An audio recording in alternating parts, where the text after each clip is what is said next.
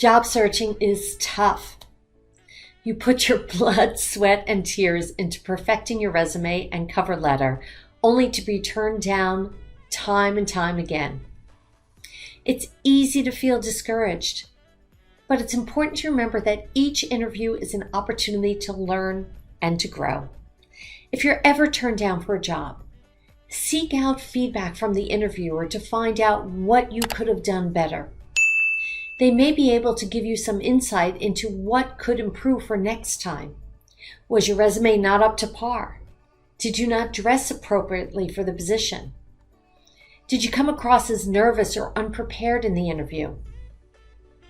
Once you know what areas you need to work on, you can make the necessary changes and be better prepared for future interviews.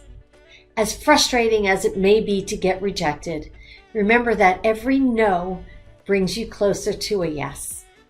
Keep trying and don't give up on your dream job. Click on the playlist now to view more job searching tips, and click on my face to subscribe to receive alerts when I post new job search training videos. This is Ilene Rein from Pounding Pavement 101.